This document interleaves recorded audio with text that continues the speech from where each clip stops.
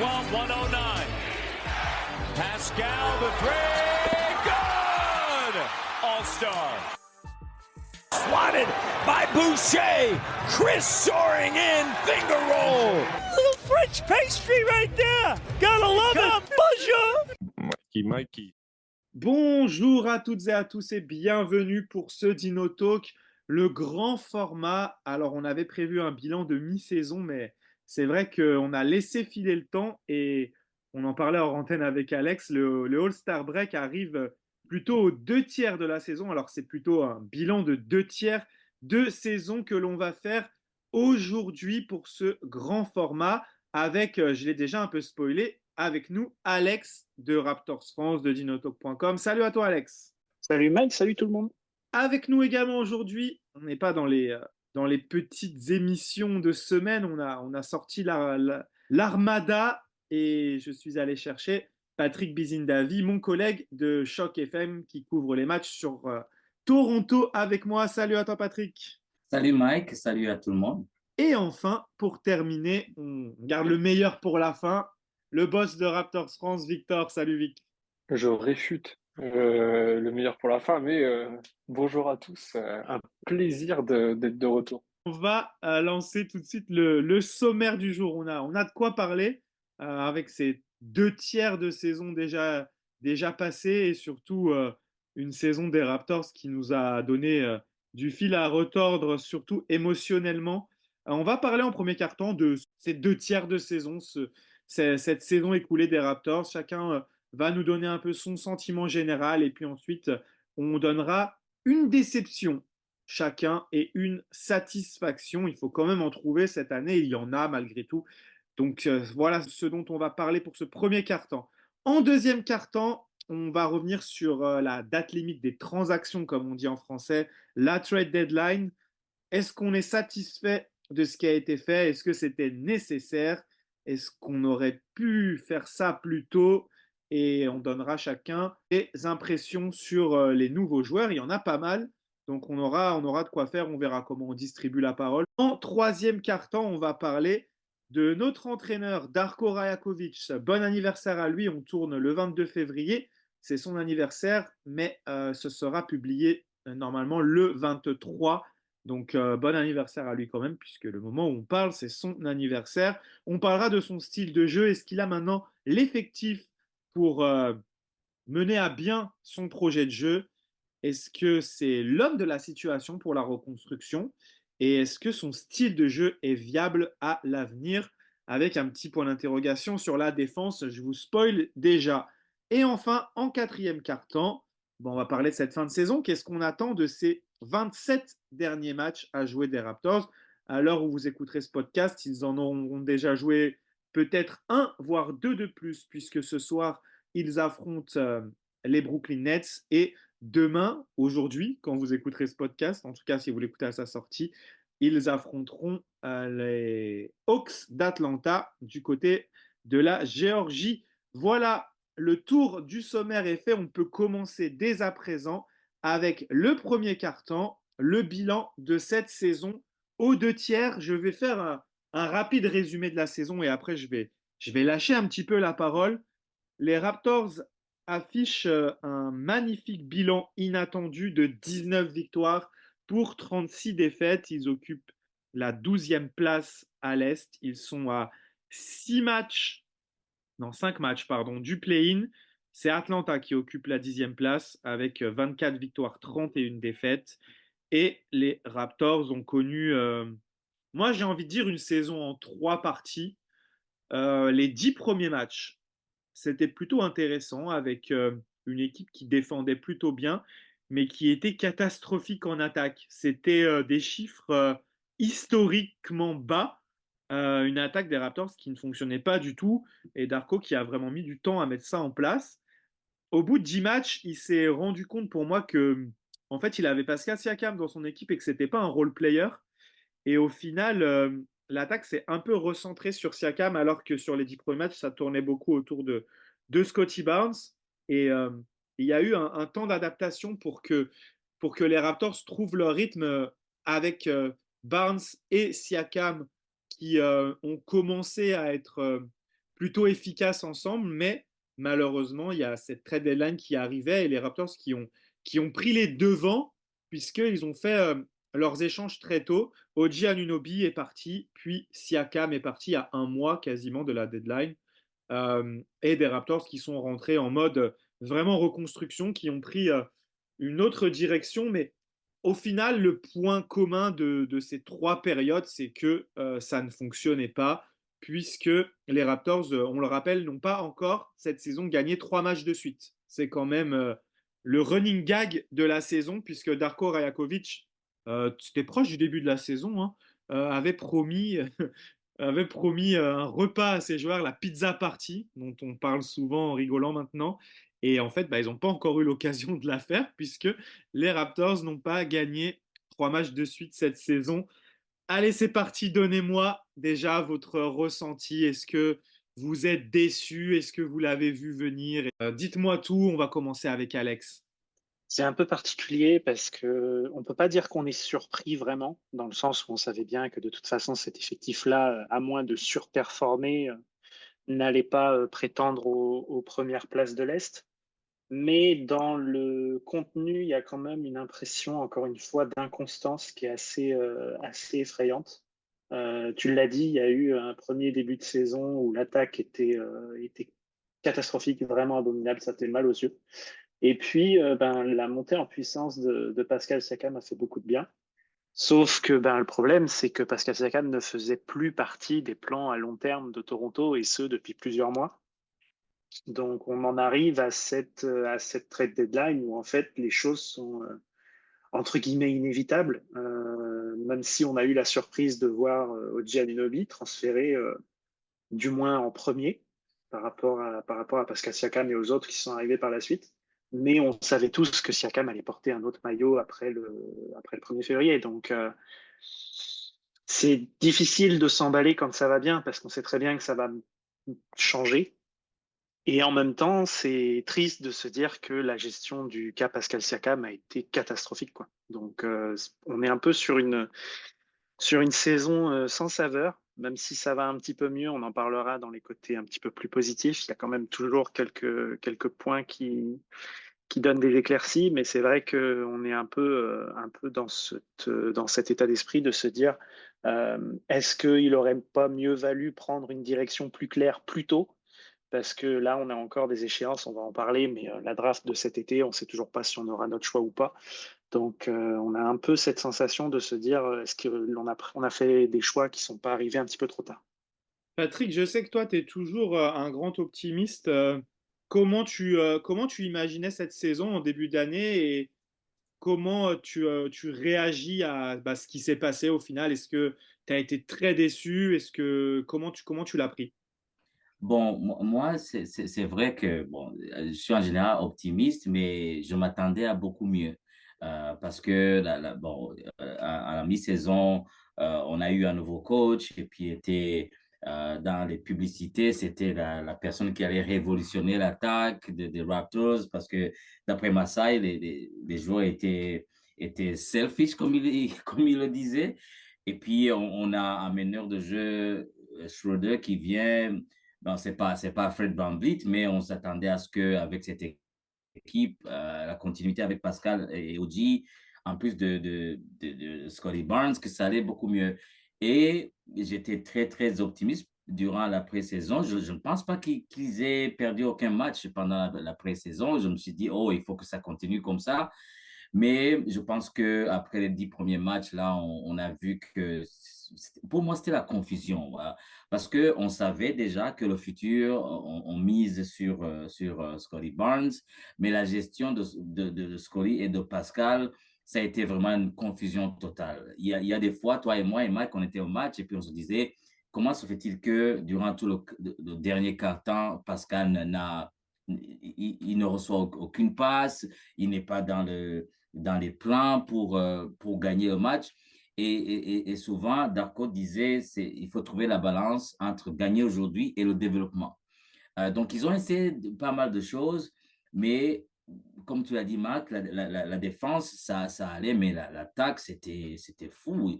Et puis, Grady Dick qui ne parvenait pas à performer parce qu'on l'avait annoncé comme le sauveur côté tir, mais ça ne marche pas. Il a dû même aller au 905. Donc, c'était vraiment une situation de confusion pour moi. Et ça me faisait de la peine de voir perdre des matchs alors que je savais que si on met la balle dans les mains de Pascal, on va gagner. Mais gagner aujourd'hui pour perdre demain, c'était ça la balance. Donc, je trouve que c'était un peu, c'est une saison comme dans les manèges. Donc, c'est haut, c'est bas. Et puis, nous, en tant que fans, des fois, c'est très difficile à digérer.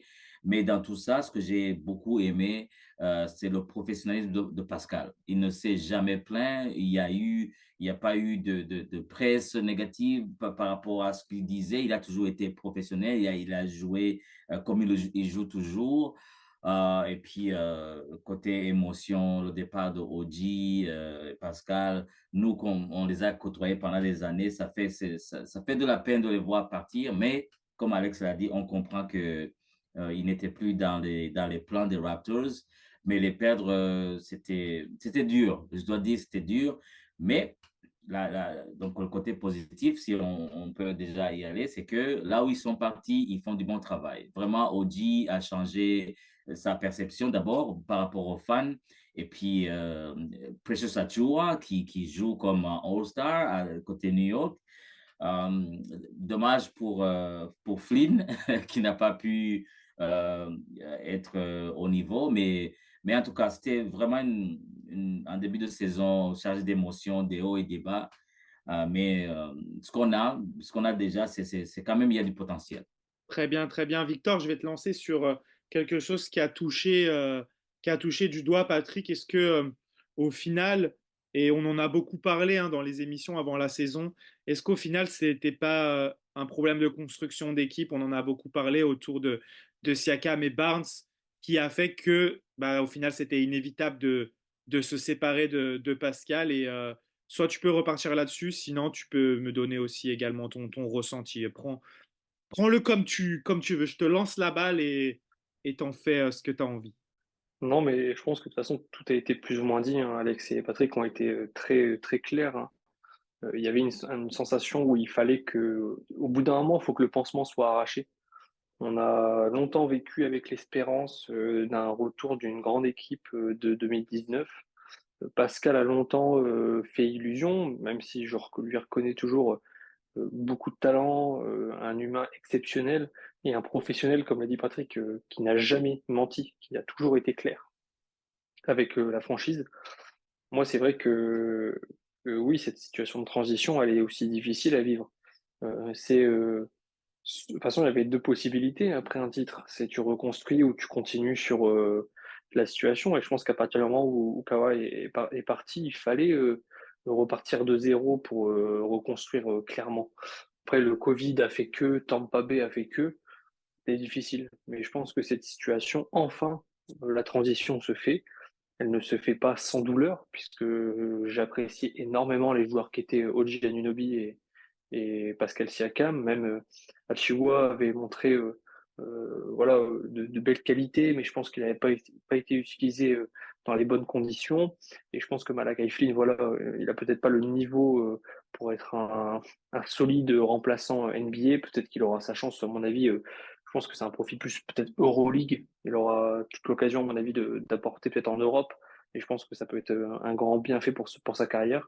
Mais dans l'ensemble, je pense que enfin la transition arrive et il était temps que ça arrive. Tant mieux pour nos Raptors, puisqu'on va enfin pouvoir aller un petit peu de l'avant avec Scotty, avec Grady, avec les joueurs, notre jeunesse et éventuellement notre futur pic de draft de cette année. Très bien. Bah, je vais compléter par ce que je disais. Je pense que bon, moi, je suis très déçu de la saison parce que je pense qu'il y avait moyen de faire mieux, mais au final, on en a beaucoup parlé avec Alex dans les éditions de la semaine. Les Raptors ont souffert de ce manque de prise de décision entre reconstruire et gagner. Ils ont essayé de faire les deux et on s'est bien rendu compte que c'était pas possible. Alors cet été, ils ont essayé de choisir une direction. Malheureusement, ça s'est pas fait avec Damien Lillard. Et au final, ils sont restés dans cet entre-deux, mais donc c'était finalement nécessaire. Mais je pense qu'il y avait moyen de faire autre chose autour de. Moi, je reste persuadé qu'il y avait moyen de faire quelque chose autour du duo Siakam-Barnes. Euh, Malheureusement, le choix de Jakob Poeltl, c'est pas contre lui, mais au final, dans cette optique-là, ça s'avère être un mauvais choix. Mais en soi, pour la suite des événements, je pense qu'il fit très bien avec l'effectif actuel. Donc, ça sert à rien d'essayer de refaire l'histoire. Mais en tout cas, ouais, grosse déception pour moi. Parce que même dans mon pire scénario en début d'année, quand on avait fait la preview, j'imaginais même pas que les Raptors ne fassent pas, ne fassent pas le play-in. Mais au final, et c'est ça que je voulais dire pour cette émission, c'est que on va pas trop reprendre. J'avais réfléchi là-dessus par rapport à revenir sur ce qu'on avait fait avec Alex sur les plus, minus et tout ça, les plus hauts, plus bas.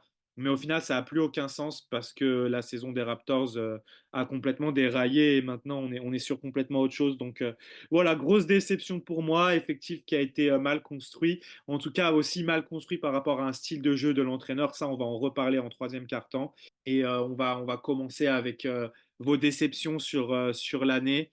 Une chacun, rapide sans trop développer, mais Alex, quelle est ta déception sur cette saison?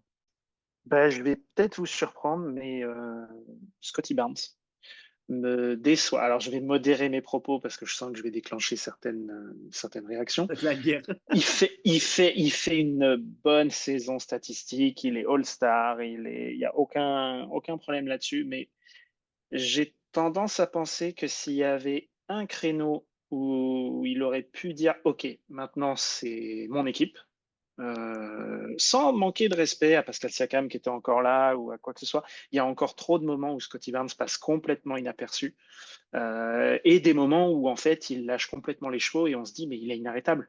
Et c'est ça qui est dommage, je trouve, parce on va avoir besoin de constance et ça doit passer par ce leader-là. Il y a eu ce petit accro il y a quelques jours avant le All-Star Game qui quitte le parquet, enfin, qui quitte le banc avant la fin du match. Ça a été un petit peu dédramatisé parce qu'il y a eu une fin des 24 secondes avant la fin du match et qu'il a cru qu'il partait, mais en fait, enfin voilà. Puis après, on a deux sons de cloche différents entre Darko et lui. Enfin, c'est un peu bizarre et je trouve que l'ambiance n'est pas toujours tip-top autour de lui. Et je trouve que c'est dommage parce que il est la figure de proue de la franchise pour les années à venir. Et j'ai l'impression qu'il a du mal à prendre cette place et à l'accepter et à l'assumer. Et c'est encore que sa troisième année. On va lui laisser encore du temps, mais là, il aura plus de quoi se cacher. Il a perdu Fred VanVleet cet été, il vient de perdre Ginobili, Pascal Siakam. Maintenant, c'est lui en première ligne et il faudra qu'il puisse l'assumer et se montrer au niveau. Ouais, je suis d'accord. Et au-delà du fait qu'il soit parti au vestiaire, ce qui a été beaucoup critiqué, c'est son attitude tout simplement dans ce match-là, où on le voit énormément râler après les arbitres et pas se replacer en défense ou être frustré par certaines choses et s'arrêter totalement de jouer. C'est ça qui a été beaucoup pointé du doigt, au-delà du fait qu'il ait quitté le terrain trop tôt, qui a été, comme tu l'as dit, un peu dédramatisé. Puis il y a eu cette histoire à l'entraînement où Darko lui a dit qu'il lui avait parlé, lui qui n'avait pas l'air d'avoir eu une discussion. Donc c'était assez étrange. On laissera les auditeurs nous donner leur avis sur ta déception. Patrick, de ton côté, qu'est-ce qui t'a déçu sur ces deux tiers de saison?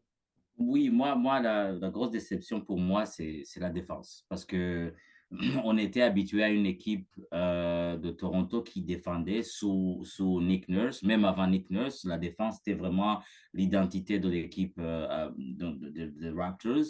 Et là, cette saison, bon, le début, ça allait, mais au fil des matchs, c'est vraiment le niveau a descendu d'une façon drastique. Et aussi, la deuxième chose, c'est que il me semble, et puis toi et moi et Mike, on en a parlé plusieurs fois, il me semble que les Raptors jouent au niveau de l'équipe adverse. S'il y a une équipe faible, disons, moi, c'est la défaite contre San Antonio, ça m'a tellement déçu comment ils ont joué, comment ils ont perdu énormément de balles. C'est comme si ils ne prennent pas au sérieux les équipes adverses. Et le lendemain, Indiana arrive, c'est une équipe plus ou moins forte par rapport à San Antonio. Et là, ils sortent un bon match, même s'ils ont perdu. C'était quand même un bon match. Scottie Barnes a bien performé. Donc, je me dis que peut-être inconsciemment, ils voient que oh, c'est une équipe faible de l'autre côté, donc on va jouer à leur niveau. Ça me déçoit de voir ce genre de performance. Ouais, et d'ailleurs, les joueurs n'ont pas réussi à nous trouver des explications, même quand il y avait encore Siakam et tout. On le voit aussi, à l'inverse, comme tu le dis, dans les gros matchs, ils font un super match contre Phoenix, ils battent Phoenix, ils ont battu une fois Milwaukee, ils ont fait des matchs plutôt corrects contre les Lakers et contre les Clippers aussi. Donc, ouais, ça, c'est une des choses que je te suis, sur laquelle je suis extrêmement déçu aussi. Et ça peut rejoindre ce que dit Alex aussi par rapport au manque de leadership de Scottie Barnes qui souvent brille dans ses gros matchs et peut avoir tendance à être plus absent dans ces autres matchs-là. Donc, on va lui laisser le temps, mais c'est vrai que c'est vraiment un warning à avoir, c'est quelque chose à surveiller sur la fin de saison. Est-ce que Scotty va prendre ce rôle à cœur d'être l'exemple et de pas choisir ses matchs, quoi. Ça serait pas mal. On va terminer avec Victor. Victor, qu'est-ce qui t'a déçu cette saison? Alors, je voulais juste revenir très très rapidement sur Scotty. Je pense Vas-y. que j'avais lu un tweet durant le match justement où il était parti un petit peu avant, où en fait je pense que l'étape avant que Scotty Barnes devienne vraiment le All-Star qu'il est, c'est la gestion de la frustration. Je pense que Scotty a besoin de connaître cette frustration et pour savoir au bout d'un moment de la gérer. Je pense qu'on l'a bien vu, des matchs où en première mi-temps il est invisible et en seconde mi-temps il enchaîne une seconde mi-temps de folie et on se dit mais s'il avait joué tout le match comme ça, mais on serait 10 points devant. Je pense qu'il y a aussi un processus et ça, je pense que ça répond facilement à ce que peut aussi euh, expliquer Scotty Barnes dans ses différents postes, dans sa façon d'être, même au quotidien, je pense. Je pense que c'est un joueur humble et je pense qu'en fait, il s'attendait pas à un jour à être potentiellement une star aussi vite au devant de la scène. Et je pense qu'il a besoin juste de process, le fait de devenir le visage de la franchise, d'être le leader et de gérer cette frustration de parfois passer à côté d'un match. Ça arrive, je pense que tout joueur NBA l'a connu, mais il a besoin de passer par là. Voilà, sujet Scotty Barnes clos. En ce qui concerne moi, comment dire, mon point négatif, on va dire, de la saison, ce que je retiens particulièrement, c'est la saison de Gary Trent Jr.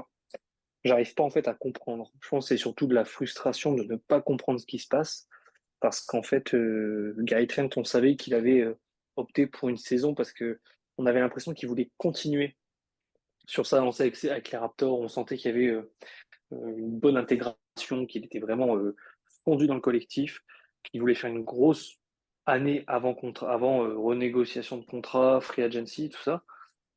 Et là, j'ai l'impression que non, en fait, qu'il est en train, on a l'impression presque qu'il rate sa première année de son nouveau contrat.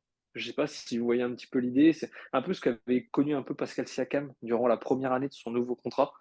On a l'impression qu'il est à côté de ses basques, titulaire ou remplaçant, on ne sait pas où est-ce qu'il veut, où est-ce qu'il peut jouer.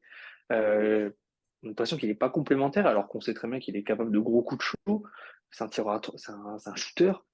Il devrait pouvoir être dans un aspect plus complémentaire avec Scotty Barnes, par exemple, un peu dans ce joueur un peu slasher, un peu torche humaine, et je le retrouve pas. Alors, moi, j'adore Gary Trent Jr. Je trouve que c'est un gars qui a compris l'esprit de Toronto, qui a compris l'esprit de la franchise, mais j'ai vraiment un sentiment d'inachevé avec le joueur.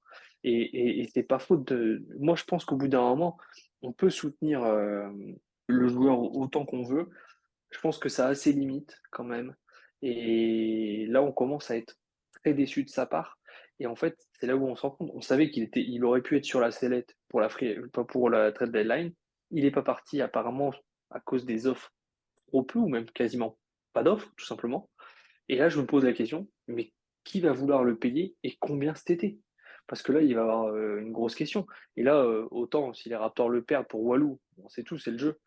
Mais comment dire, si surtout pour le joueur, il va se retrouver avec combien, il s'attendait à combien. Enfin, je veux dire, ça va être autant frustrant pour nous parce qu'on aura une dernière année exécrable. Bon, après, je pense que le climat et le niveau de jeu qui a été proposé, C'est difficile aussi pour un joueur de ressortir de tout ça.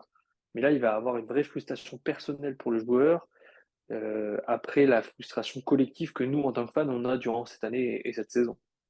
Ouais, bah moi je te rejoins sur le fait que en fait je trouve qu'il a totalement perdu sa valeur et cette deadline elle est significative puisque au final t'as aucune équipe qui s'est dit oh il faut que je transfère, que je donne des assets contre Gary Trent Jr. pour avoir un joueur capable de me faire step up pour les playoffs parce que l'idée ça serait ça. Après je trouve que sa situation elle est vraiment très paradoxale parce que en soi il est adroit de manière générale et on avait une discussion avec son fan sur Twitter, avec Alex, parce qu'en soi, en fait, c'est de manière générale, il n'a jamais eu d'aussi bon pourcentage au tir, mais je trouve que visuellement, ça ne se voit pas, déjà parce qu'il tourne à 11 points par match, et parce qu'il a été tellement irrégulier que, en fait, c'est soit un match génial de Gary Trent Jr., mais qui est compensé par des matchs qui sont vraiment médiocres.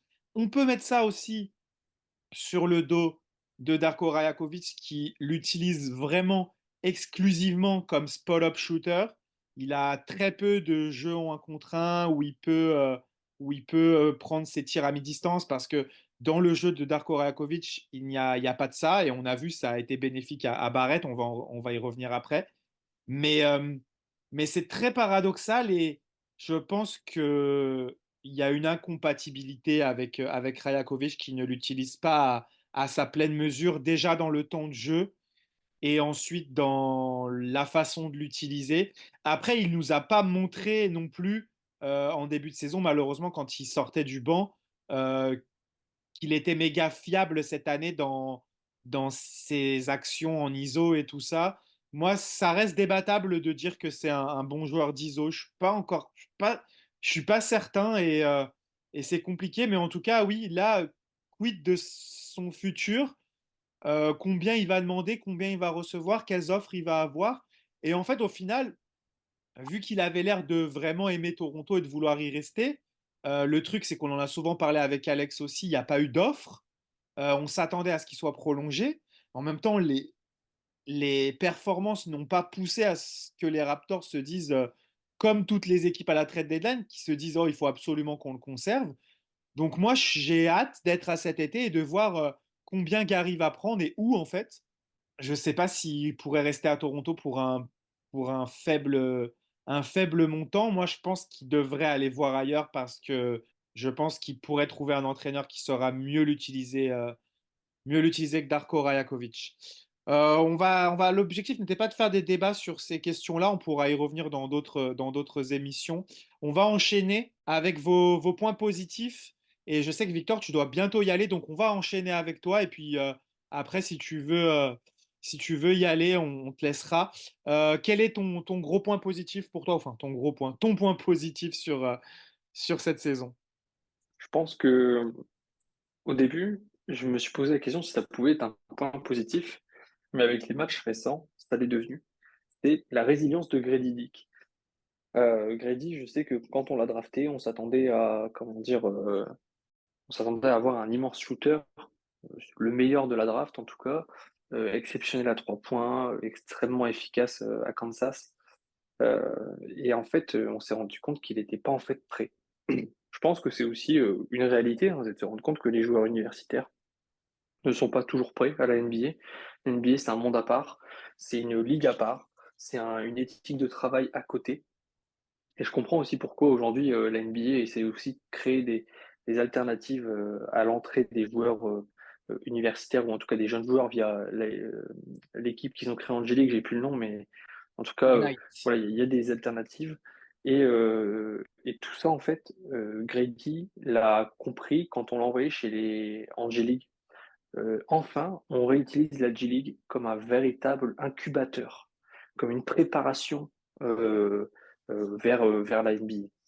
Moi, je pense qu'aujourd'hui, la G-League est sous-estimée parce qu'elle est utilisée peut-être pas à bon escient par toutes les équipes, mais il faut se rappeler que des Fred VanVleet, des Pascal Siakam, même des Jakob Poeltl, hein, ils sont passés par la G-League. Ils ont été à un moment en G-League.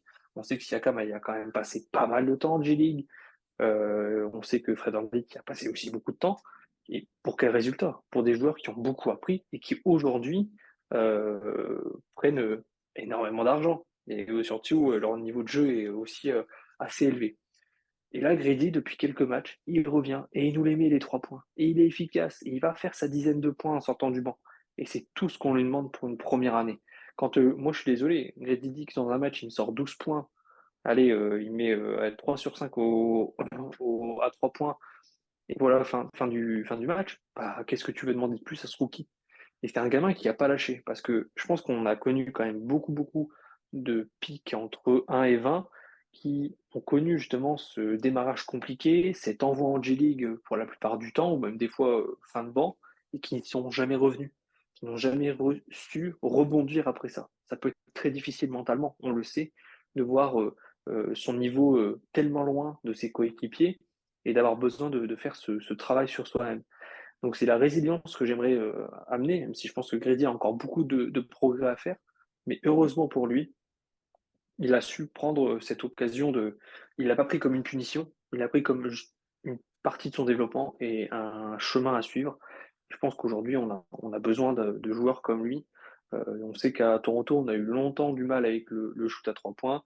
Donc, Dick nous apporte une vraie bouffée d'air frais.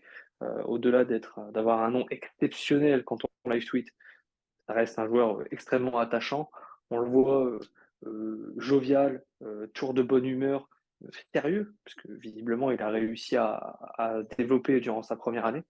Donc voilà, moi c'est mon point positif de cette année, c'est la résilience de Grady Dick et j'ai très hâte de le voir en deuxième année avec un été complet aux côtés de ses coéquipiers. Ouais, et j'ajouterais que j'aurais vraiment bien aimé au final que Gary Trent Jr. soit transféré à la deadline pour vraiment en fait donner le poste de sur la fin de saison où on joue pas grand-chose à Grady Dick pour qu'il continue à se développer. Tu as raison de souligner l'utilisation des 905 qui était un peu en perdition ces dernières années. On n'a pas eu trop de joueurs qui sont sortis des 905 et qui ont été très performants. Cette année, ils font pas une saison exceptionnelle. À noter que le premier passage de Grady Dick avait été très compliqué. Et c'est vraiment Darko qui avait annoncé Patrick, peut-être tu vas me donner, je ne sais plus c'était quand, c'était en janvier qu'il a annoncé que Grady ne partirait pas sur le road trip et qu'il allait se concentrer pendant 2 semaines à faire du foncier, à faire de la préparation physique parce qu'il n'était pas prêt pour la NBA, c'est ce qu'ils se sont rendus compte. Et c'est là qu'il a connu son deuxième passage en G-League où c'était pas forcément beaucoup mieux, mais il a repris confiance, il s'est senti mieux physiquement et ça a payé dès son retour en NBA. Oui, c'est ça, Darko avait annoncé ça, mais la G-League faisait partie d'un plan plus complet. Ils avaient un plan physique au niveau des entraîneurs, des préparateurs, et puis la G-League faisait partie de ce plan-là. Ils s'étaient donné comme 3 semaines. Et là, on voit les résultats maintenant parce que son tir, il marque, et puis avec le temps de jeu qui lui est offert, moi, la surprise par rapport à lui, c'est sa défense. Moi, je suis vraiment surpris de sa défense. Il prend des charges, tu vois qu'il se bat en défense. Et puis offensivement, c'est pas juste donc le tir, c'est assez varié. Il fait des pénétrations, il fait de bonnes passes. En tout cas, je pense qu'il va faire une dernière partie de saison qui sera totalement différente du début de la saison qu'on a vu avec Grady. Et lui, sans envoyer de pique à un autre joueur, il finit ses contre-attaques. Patrick, je te laisse la main sur ta satisfaction de la saison. Bon, moi, la satisfaction, c'est la performance de Scottie Barnes. Il a été rookie de l'année et la deuxième saison était en tout cas, il y avait tellement de déceptions par rapport à sa performance. Mais là, il est revenu en force. Des fois, il fait des triples doubles, de bons matchs. Bon, il y a des hauts et des bas, mais sa troisième saison, il est déjà All-Star. Je pense que c'est une bonne progression par rapport à sa deuxième saison. Et puis l'autre point positif, c'est RJ. RJ, vraiment, on savait qu'il était bon joueur, mais là, il a un rôle qui est un peu différent du rôle qu'il avait au Knicks, mais il a bien accepté. Il a eu, jusqu'à présent, il a eu juste un seul match qui n'a pas allé, le match contre Utah, où il a eu 9 points. Et là, il m'a presque engueulé quand je lui ai posé la question. Mais je trouve que sa performance, c'est quand même on voit pourquoi donc il est à Toronto et puis il n'est même pas en fin de contrat. Donc, on a encore 2 ans avec lui, 2 ou 3 ans avec lui. Donc, j'ai vraiment été surpris positivement par la performance de RJ. Parfait. Et pour revenir sur Scotty, en fait, c'est pas forcément en opposition avec Alex, et c'est ça qui est intéressant par rapport à ce pourquoi Alex est déçu de Scotty et ce pourquoi Patrick est satisfait de Scotty. Donc, c'était intéressant d'avoir ces deux versions. Alex, on termine avec toi. Après, je donnerai les miens, mais rapidement, puisqu'on a déjà bien traité le sujet. Quelles sont tes ou ta satisfaction de la saison? En fait, tout a été dit. Tout a été dit autour de Grady Dick notamment. C'est vrai qu'à son arrivée, à un moment donné, je me souviens de m'être arrêté, de m'être dit, mais en fait, il fait tout plutôt bien, sauf ce pourquoi on l'a pris, c'est-à-dire Exact. shooter. Il avait une belle vision de jeu, il allait provoquer, il allait finir près du cercle, il faisait ce qu'il pouvait en défense. Mais alors, le shoot à 3 points, c'était catastrophique. Et puis là, depuis effectivement son retour, comme vous l'avez mentionné, après le programme là, de 15 jours, 3 semaines là, en G-League, et puis maintenant que les trades ont été faits, qu'il a plus de temps de jeu, je crois qu'il a eu plus de 20 minutes là, sur les 3 derniers matchs, il commence à prendre sa place, les shoots commencent à rentrer dedans et on sent que même à la retransmission télé, on sent qu'il y a une énergie particulière dans la salle quand c'est Grady Dick qui prend un 3 points. Donc il y a moyen de mettre une dynamique et une énergie très positive autour de lui. Et puis, ben, je ne peux que confirmer ce que vient de dire Patrick par rapport à RJ Barrett, qui nous était vendu comme un joueur qui avait atteint un vrai gros plateau à New York. Et en fait, son arrivée à Toronto lui a fait visiblement beaucoup de bien. En fait, il a ce que je reproche à Scotty, je ne peux pas le reprocher à RJ Barrett, en fait.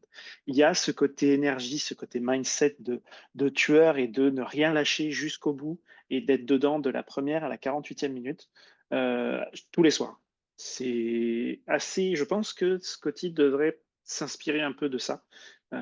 Et on a la possibilité d'avoir un duo qui peut construire quelque chose d'intéressant, je pense. Très bien, très bien. Je n'ai pas grand-chose à ajouter. Moi, de mon côté, la déception, en fait, c'est étrange, mais bon, c'était inévitable. Mais je trouvais quand même que Schroeder avait un bon état d'esprit et que c'était un peu le vrai relais de Darko Rajakovic sur le terrain. Mais on va en parler dans le quart-temps 2, donc c'est une bonne transition pour ça. Pourquoi ils ont laissé filer Schroeder. Mais c'est un peu une déception parce que je le voyais bien s'installer dans ce rôle de sixième homme, même si on a vu avant la trade deadline qu'il jouait un peu plus pour lui. Mais je pense qu'il a toujours eu le bon état d'esprit et s'il était enclin à avoir ce rôle d'encadrant, parce que les Raptors ont quand même recruté des joueurs d'expérience pour encadrer ces jeunes-là, je pense qu'il aurait pu avoir ce rôle. Et en plus, on l'a transféré à Brooklyn, qui joue pas bien plus que les Raptors, quelque chose cette saison. Donc, je suis un peu triste pour lui, en fait, en soi, parce que, euh, en fait, il est à l'image des sentiments qu'on a vécu avec les Raptors cette saison. En fait, il a débuté, il arrivait champion du monde, titulaire pour la première fois en NBA, avec un coach qui lui fait confiance. Et puis, au bout d'un moment, ça s'effrite. On lui demande de retourner sur le banc. Il y avait quand même des bonnes intentions en sortie de banc tout se passait bien. Et puis, bon, tout se passait bien pour lui plutôt. Après, parce que l'équipe en soi, elle n'a jamais vraiment été très performante. Et puis, au final, on décide de tout casser. Et puis, lui, là, il se retrouve au milieu de tout ça. Et en fait, il a été un peu comme nous, quoi. Au début, on se dit, ah, ça y est, ça va être cool cette saison. On va déjouer un peu les pronostics. Et puis après, bah, on commence à se dire, non, en fait, c'est pas top là. On n'arrive pas à gagner 3 matchs de suite. Et puis au final, on est résolu à ce que l'équipe tanque. Donc voilà, c'est un peu ma déception. Et puis le point positif, en fait, tout ce que vous avez dit, avec quand même pour donner du crédit à Darko, malgré tout, le jeu des Raptors, et il est plaisant cette année quand même. Quand il se donne, quand il joue en attaque, on voit qu'on a battu des records de passes décisives. Le jeu est quand même plaisant. Il y a quand même un grand écart avec ce qu'on voyait au début de la saison.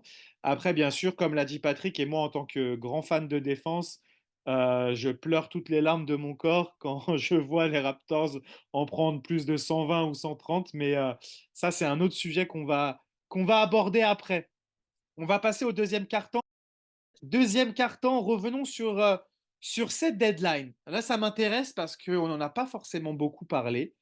Les choix des Raptors. Alors déjà, la deadline pour les Raptors, elle a commencé bien avant, puisque on se rappelle qu'ils ont d'abord transféré OG Anunoby, Precious Achiuwa et Malachi Flynn pour récupérer RJ Barrett et Emmanuel Quickley. Ensuite, en début d'année, Pascal Siakam a rejoint Indiana en échange de Bruce Brown, qui est finalement toujours là, de Jordan Nwora, qui nous a fait 2 bons matchs, et puis depuis, c'est un peu plus compliqué, et de Kira Lewis, qui est arrivé des Pelicans, mais qui est vite reparti du côté de l'Utah, et des pics de draft surtout.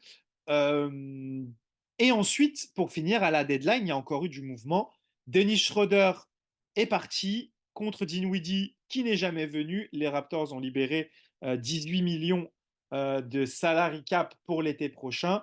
Et un autre transfert, oui, Tadeusz Young était inclus aussi dans la transaction. Tadeusz Young qui maintenant a signé à Phoenix. Et le dernier transfert, c'est celui pour Kelly Olynyk et Ochai Agbaji contre Otto Porter et Kira Lewis, je crois. C'est lui qui était là-dedans. Ouais, c'est ça. Il est parti du côté de l'Utah. Les Raptors qui ont donné un pic aussi pour récupérer Kelly Olynyk. Quel est un peu votre avis là-dessus? Est-ce que les Raptors ont fait ce qu'il fallait? Est-ce que vous êtes déçu de certains trades? Est-ce que vous espériez plus? Dis-moi un peu tout. Allez, Alex, tu peux commencer. Déçu, non, parce que, en fait, pas déçu des trades en eux-mêmes, mais en fait, cette petite voix, tu sais, dans l'arrière de ta tête que tu n'arrives pas à faire taire en te disant si on avait fait ce choix-là 6 mois plus tôt, est-ce que ça n'aurait pas changé fondamentalement le visage de la saison? On ne le saura jamais, donc voilà. Mais non, après, c'est toujours fun de faire revenir un Canadien, Kelly Olynyk, qui, pour le coup, va nous permettre de voir aussi ce que ça donne avec un pivot qui écarte le jeu, qui est capable de rentrer des shoots au-delà de la peinture, contrairement à Jakob Poeltl. Donc, ça va nous permettre d'avoir cette polyvalence-là et de pouvoir tenter certaines expériences. Donc, c'est intéressant. Après, si on part sur un côté moins Raptors, très content pour Pascal Siakam, qui va s'éclater à jouer aux Pacers avec Tyrese Haliburton et tout ça. Ça va être vraiment très, très fun pour lui. Concernant le départ des autres, de toute façon, c'était des joueurs qui n'allaient pas rentrer dans les plans, ne serait-ce qu'à moyen terme. Tadeusz Young, on gardera en mémoire le jour où il a fait tomber Joel Embiid, mais sinon, ça restera pas non plus, en tout cas sur le parquet. Après, je sais que dans le vestiaire, il était très important, mais ce ne seront pas des départs qui vont fondamentalement changer le visage de cette équipe. Donc, les gros morceaux ont été faits avant. Et les pièces qu'on a récupérées qui vont vraiment avoir un impact sur l'équipe, on a déjà pu les voir un petit peu et on attend d'en voir plus. On va en parler juste après des nouvelles pièces. Pour compléter, Alex, au final, c'était nécessaire. Ça, on est tous d'accord là-dessus. Mais le petit regret pour toi, c'est que ça ne se soit pas fait plus tôt. Alors, ou que ça ne se soit pas fait plus tôt, ou que le cas soit géré d'une meilleure façon. Quand je vois Pascal Siakam qui te dit à toi-même de se dire que heureusement que les Pacers le voulaient vraiment parce que ça atténue un peu le fait de devoir partir. On se plaint d'être un petit marché et de ne pas attirer de gros noms en free agency. Et on a un joueur qui est All-Star et qui joue à un niveau de ouf. Et on n'arrive pas à l'entourer correctement. C'est dommage. Alors, il y a des circonstances qui sont hors de notre volonté.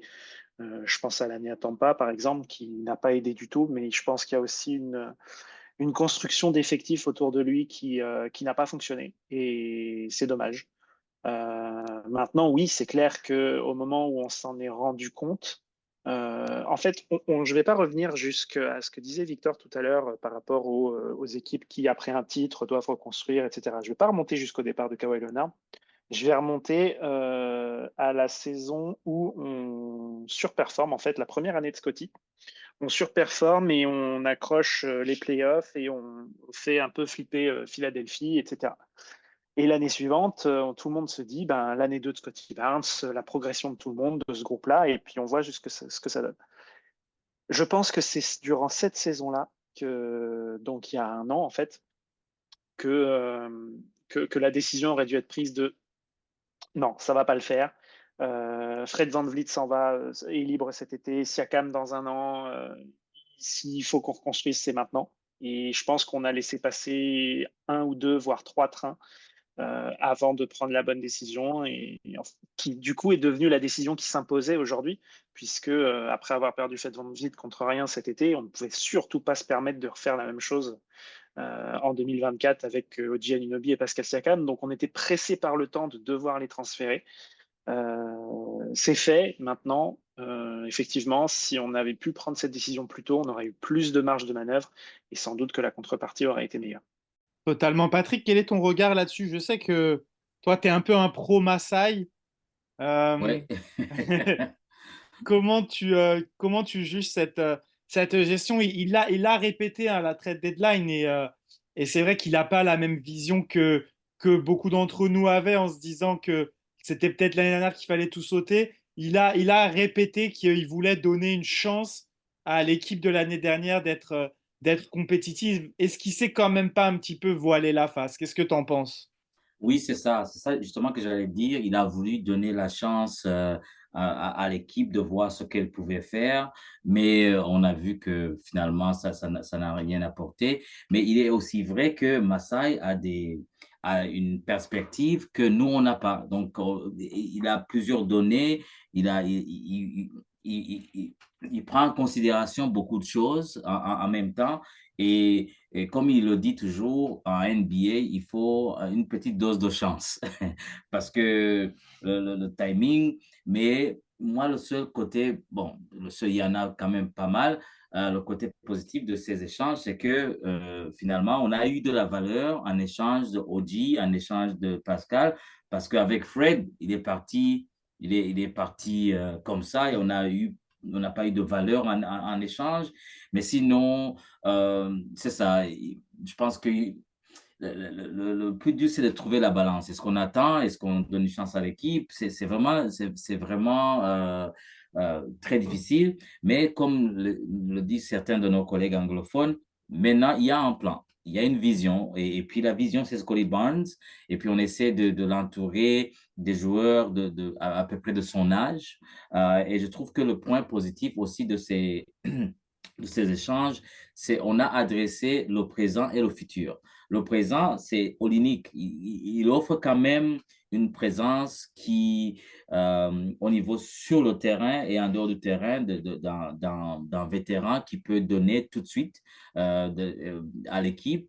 Et puis, c'est le fait qu'il peut jouer intérieur, qu'il peut sortir, qu'il peut même monter la balle, qu'il peut tirer à 3 points, ça va faire une balance entre lui et Yak. Donc, ça répond vraiment aux besoins présents. Et le futur, c'est les jeunes autour de Scottie Barnes. Il y a RJ, il y a Ochai qui vient d'arriver, qui peut-être a du potentiel de pouvoir être quelqu'un qui va jouer une très bonne défense. En même temps, Bruce Brown, il répond aussi au présent parce qu'il peut performer au moment présent, même si je ne pense pas qu'il soit dans les plans futurs des Raptors, mais il peut donner quand même en sortie de banc, il peut être bien performant. Et puis c'est un joueur qui a de l'expérience, qui est champion avec Denver. Donc je pense que ça répond aux besoins de développement et ça répond aussi à un besoin d'être compétitif, même si l'objectif n'est pas d'atteindre les playoffs, les play-in, mais de garder quand même cette compétitivité maintenant. Et c'est justement en jouant fort que ces jeunes-là vont pouvoir se développer. Donc, je pense que même si on n'a pas eu ce qu'on voulait au maximum, mais quand même, on a eu de la valeur et puis quelque chose qu'on peut construire avec le futur. Le seul point négatif, c'est Chris Boucher. Moi, j'aime bien Chris Boucher. J'aime le voir jouer. Et puis quand il joue, même s'il joue 5, 6 minutes, tu vois de l'énergie. Il prend des rebonds, il joue une bonne défense, il prend des tirs. Mais là, avec le reste de la saison, je pense qu'on va le voir de moins en moins, à moins qu'il y ait des blessures. Là, Chris Boucher, je pense que c'est vraiment dommage de le voir comme ça, mais aussi, lui aussi, il est professionnel, il le prend positivement. Mais je pense que c'est la dernière saison de Chris Boucher, et puis c'est dommage. Et puis, le moins qu'il va jouer, et puis le moins il va perdre sa valeur aussi. Mais c'est la réalité du business de la NBA. Donc, je me dis qu'on a de la valeur, on a quelque chose on a de l'espoir et puis on va voir ce que ça va donner. Moi, c'est difficile de passer après vous. Vous avez été assez complet. J'aime bien le move de Kelly Olynyk en fait, parce que en soi, on remplace le rôle de Thaddeus Young par un joueur qui est meilleur que Thaddeus Young en fait, parce que Thaddeus Young avait pris un peu ce rôle de pivot backup tout en étant ce vétéran qui guide les jeunes. Bah là, on a un vétéran qui guide les jeunes et qui peut en plus répondre présent sur le terrain. Comme l'a dit Alex, il peut vraiment apporter d'autres solutions, voir ce que ça peut donner avec un pivot qui est capable de s'écarter, qui est bon passeur. Du coup, même si c'est pas lui l'avenir, on a comment dire une vision de ce que peut donner l'attaque de Darko avec ce pivot qui s'écarte. Donc, je trouve que c'est une très très bonne chose. Après, si on peut en récupérer un plus jeune qui pourrait avoir le même rôle, on aura déjà une idée de comment ça peut fonctionner. Euh, Avoir récupéré RJ Barrett et Emmanuel Quickly contre OG, je trouve qu'on ne pouvait pas espérer mieux. D'ailleurs, moi, franchement, avant les trades, j'en attendais même pas.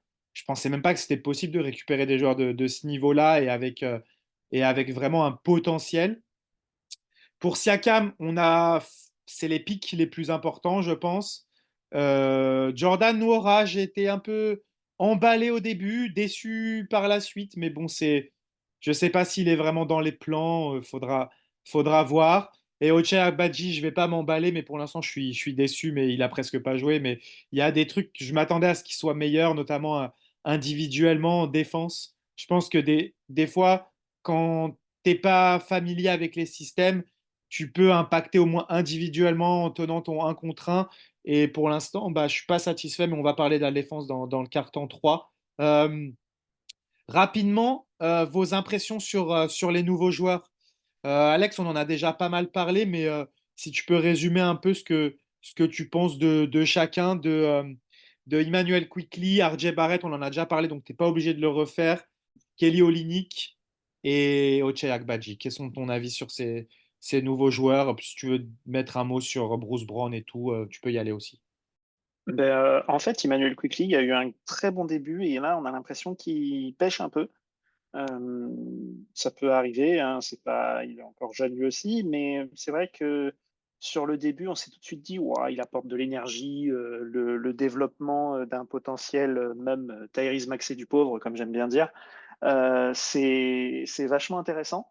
Sa petite célébration, en plus, elle a tout pour devenir iconique à Toronto. Mais c'est vrai qu'il y a un petit coup de mou là, depuis quelques matchs avant le All-Star Game. Donc on espère que c'était juste un peu de fatigue et que ça va revenir un petit peu plus fort après la pause. Kelly Olynyk, qui a apporté ce qu'il apporte, je suis assez d'accord avec ce que tu disais dans le sens, dans ta comparaison avec Tadeusz Young. Il apportera ce qu'apportait Tadeusz Young hors du parquet, mais il apportera plus une fois sur le terrain. Donc c'est tout ce qu'on lui demande. De toute façon, on sait très bien que ça ne va pas être une des pièces centrales de l'effectif, mais il peut apporter quelque chose de différent et une bonne énergie à ce groupe. Concernant les autres, en fait, j'attends d'en voir plus. Bruce Brown, je ne sais pas trop dans quel état d'esprit il est, dans le sens où dès son arrivée, tout le monde disait qu'il allait repartir, et puis finalement non, il est là au moins jusqu'à la fin de la saison. Je ne sais pas trop comment lui le vit. On avait l'impression qu'il était déjà parti les quelques matchs avant la deadline, et puis finalement il est toujours là, donc j'attends de voir ce que ça va donner après la pause. Mais sinon, dans l'ensemble, que ce soit les joueurs qui ont été pris pour faire partie du groupe à long terme, comme RJ Barrett, Emmanuel Quickley, tous ces joueurs-là, pour l'instant, sont plutôt dans la partie positive. Tous ceux qui étaient là pour faire le nombre ou le salaire ou quoi, ben, on n'a pas vraiment trop d'avis à se faire dessus, puisque de toute façon, on sait très bien qu'ils ne sont pas là pour très longtemps. Ouais, et pour revenir sur Bruce Brown, moi j'ai l'impression qu'au début il avait le bon état d'esprit sur le premier match. Et en fait, j'ai l'impression, je sais pas si c'est les journalistes ou les rumeurs, mais ça l'a tellement refroidi. On l'a vu dès le match suivant, il était désengagé. Parce que tu sais, il est arrivé, il a payé déjà pour avoir le numéro de John T. Porter. Son discours était vraiment très positif. J'ai l'impression il pensait vraiment s'inscrire dans le projet. Et puis, dès le premier match, à la fin du match, les choses qu'on lui demande, c'est pas sur sa performance, c'est bah alors qu'est-ce que tu penses de ton avenir? Est-ce que tu vas rester et tout? Et je pense que ça l'a très vite refroidi. Et c'est vrai que derrière, les performances ont pas été dingues.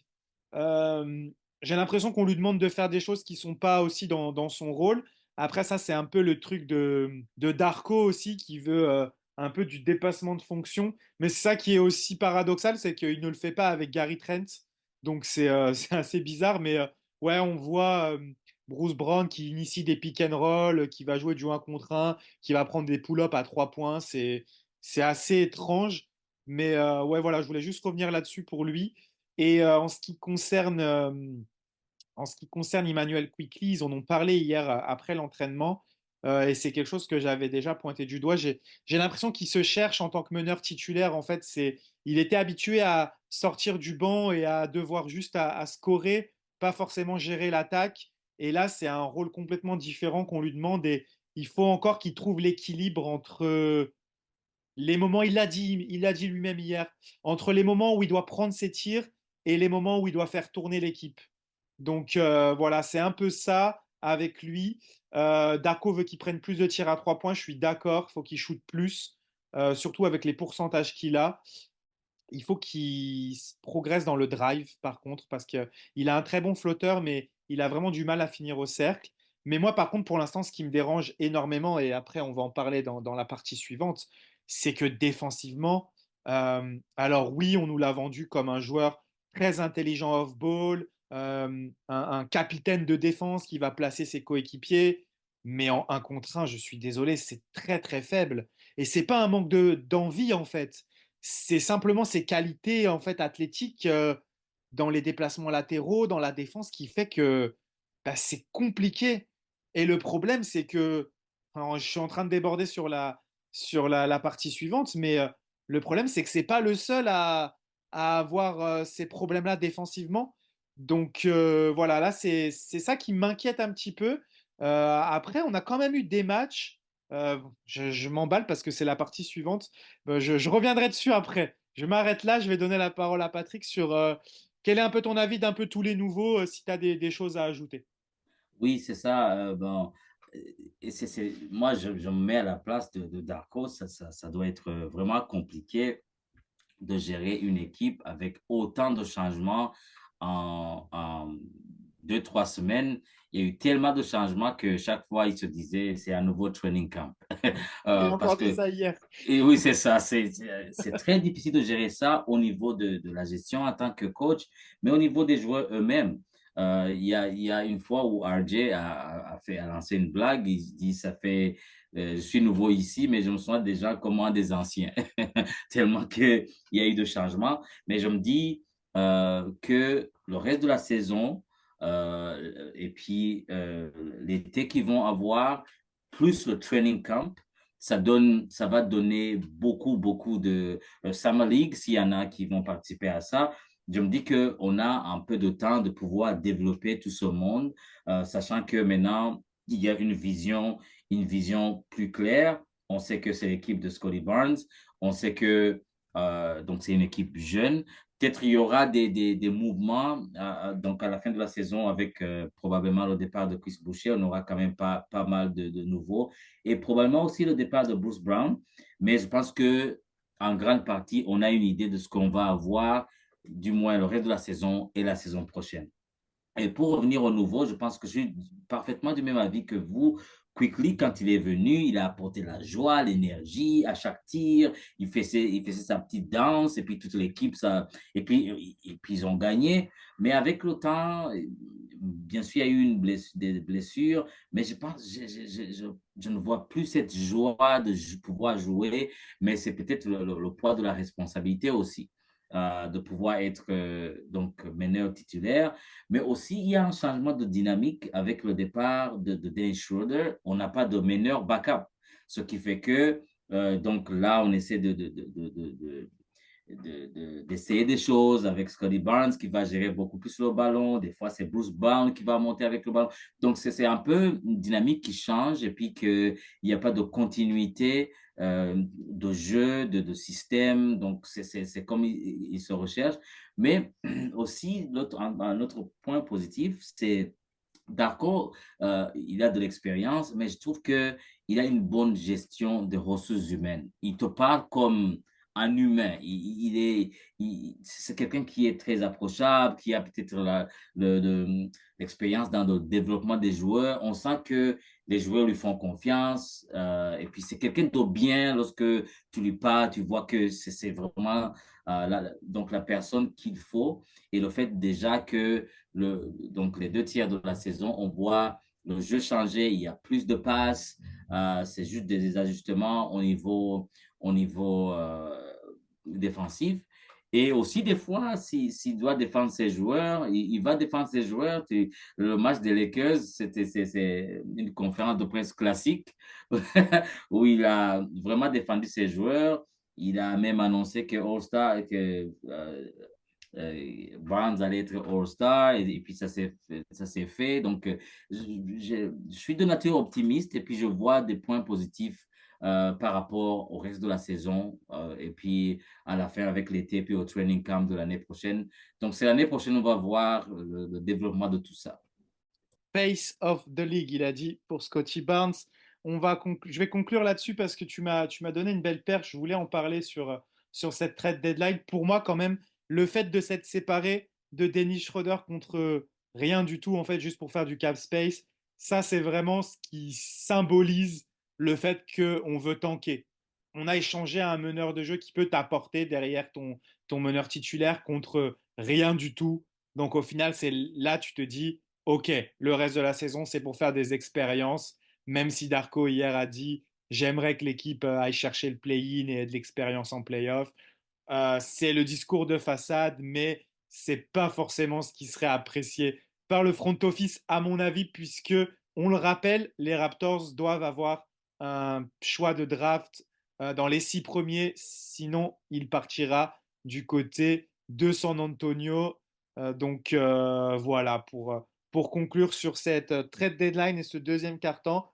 Et on va enchaîner parce que Patrick en a déjà touché 2 mots sur Darko Rajakovic. Pour ce troisième quart-temps, Darko Rajakovic, est-ce qu'il a enfin l'effectif pour jouer son jeu, Alex? En tout cas, il a un effectif qui demande du développement. Il a un effectif jeune, un effectif qui n'a rien prouvé encore, entre guillemets. Je parle pour les joueurs principaux, hein. Scotty Barnes vient d'être All-Star, mais c'est que sa 3e saison. Emmanuel Quickley, on l'a dit, était habitué à être un meneur en sortie de banc. RJ Barrett a été quelques highlights à New York, mais ça n'a jamais été exceptionnel pour autant. Donc, il a maintenant un groupe de joueurs qui correspond à la raison pour laquelle on l'a pris lui, c'est-à-dire du développement et de la progression sur du long terme. Donc ça déjà, je vais l'attendre là-dessus. On en voit déjà les premiers signes avec notamment le nombre de minutes de Grady Dick. Ça, c'est exactement ce qu'on veut voir, c'est le voir jouer, le voir se développer, prendre de l'expérience, tenter des choses. À la limite, je suis presque plus content quand je vois Grady Dick tenter de prendre un passage en force, que ça marche ou que ça marche pas, plutôt que quand il rentre un shoot, en fait. C'est ce genre de choses, ce genre d'intelligence de jeu et d'expérience qui sont bonnes à prendre pour des joueurs de cet âge-là. Donc oui, maintenant, c'est comment dirais-je, c'est maintenant qu'on va voir si effectivement c'est un entraîneur qui développe bien. Alors on ne le verra pas sur les 6 semaines qui restent avant la fin de la saison, il faudra plus de temps que ça. Mais maintenant au moins on n'est pas en train de se dire attends mais on a un joueur, on a un coach réputé pour développer des jeunes, mais en même temps dans son effectif on a un joueur qui est capable de se faire gagner des matchs à lui tout seul. C'est un peu paradoxal, mais maintenant qu'il a les bons ingrédients, on attend de voir ce qu'il va nous préparer. Moi, je suis du même avis et je pense qu'il a l'effectif qu'il faut. Et puis, il a aussi au niveau des vétérans, euh, en termes de Olynyk et Yak qui jouent au centre et qui vraiment sont bien positionnés parce que c'est des centres qui, offensivement, peuvent beaucoup aider que ce soit pour Olynyk de pouvoir espacer donc l'attaque et puis de bonnes passes. Olynyk, je pense qu'Olynyk et Yak sont très très complémentaires et le premier match d'Olynyk, il les avait fait jouer ensemble pendant quelques minutes. Donc ça, c'est autre chose que peut-être on pourra voir dans le futur. Et puis autour de ces deux, il y a des jeunes à développer. Je pense que c'est là où on va vraiment voir le système du coach si, avec le bon effectif. Je pense que oui, il a le bon effectif. Le reste, ça appartient aux joueurs de prendre confiance et de se dire, de prendre des tirs lorsque il faut prendre des tirs. Mais je pense ils ont beaucoup à prouver. Ils ont la bonne attitude. Depuis longtemps, on n'a pas vraiment eu de scandale au niveau des joueurs, au niveau des Raptors. Ça semble être une organisation qui gère bien les choses. Mais je pense que là, c'est le défi est de dire, avant on disait, oh, il n'a pas l'effectif, donc c'est un nouveau système, mais avec le temps, c'est là où il va vraiment prouver que ça marche. Mais je vois que Masai lui fait confiance parce qu'il a dit, le système de Darko, d'après ce qu'il dit, c'est sustainable. Donc ça peut aller à long terme parce que on ne vise pas à une performance dans ce joueur, on veut que tout le monde soit impliqué et d'après ce qu'on a vu jusqu'à présent, Scottie Barnes, les trois premiers cartons, il joue avec l'équipe.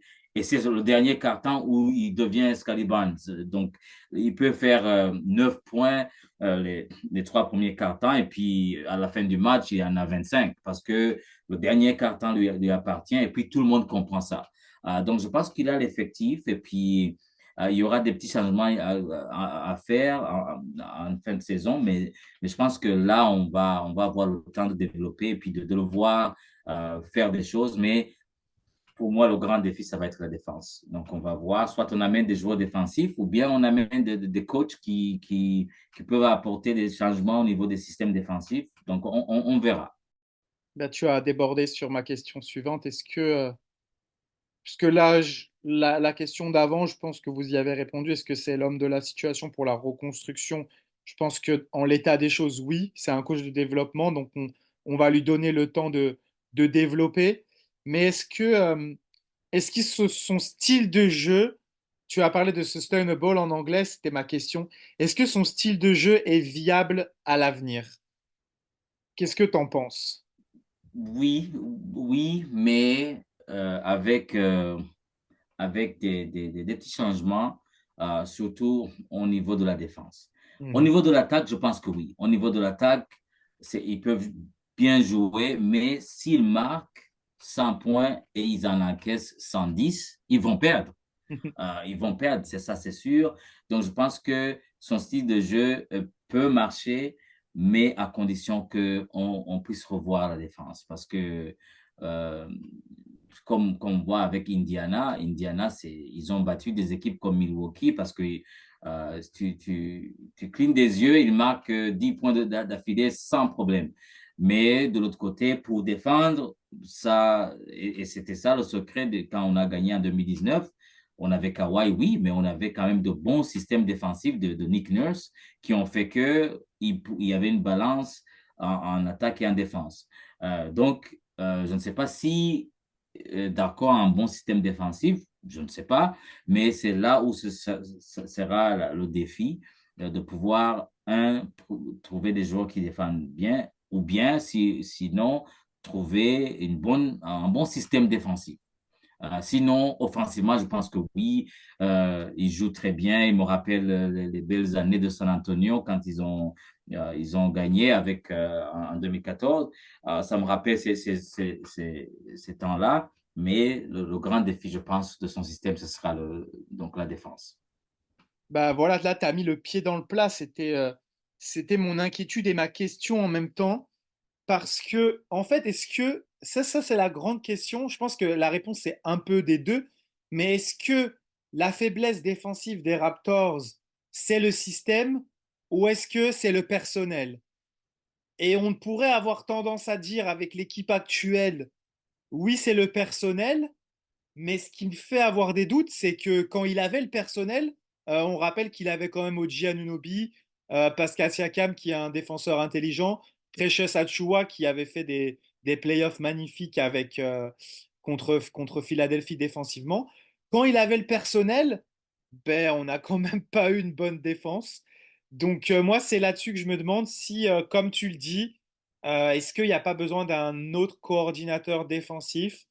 Est-ce que c'est juste une question de temps que les joueurs assimilent ces principes?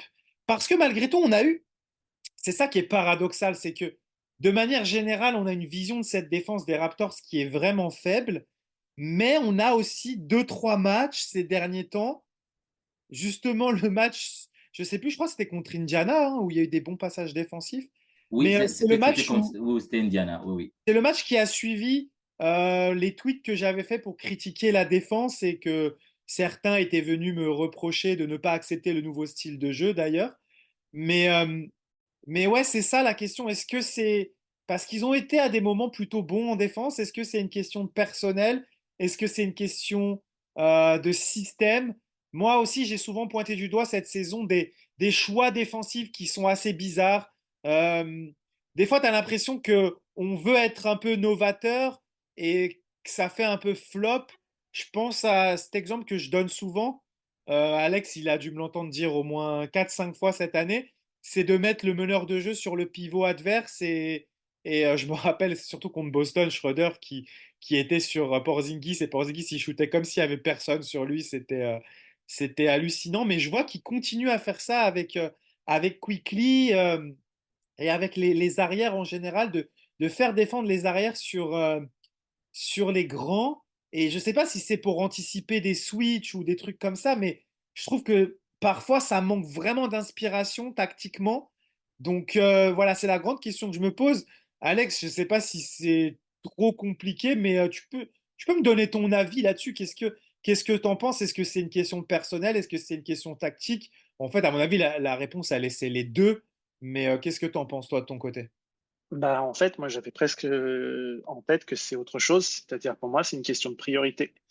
Et j'ai tendance à penser que la direction dans laquelle la franchise est partie, c'est on veut des joueurs de talent, mais de talent offensif. C'est-à-dire qu'on a un Scotty Barnes qui est capable de marquer de partout, on a un R.J. Barrett qui est capable de marquer de partout, Emmanuel Quickly, qui, tu l'as dit, au-delà de son shoot à 3 points, est capable de bien pénétrer et a une marge de progression à finition près du cercle.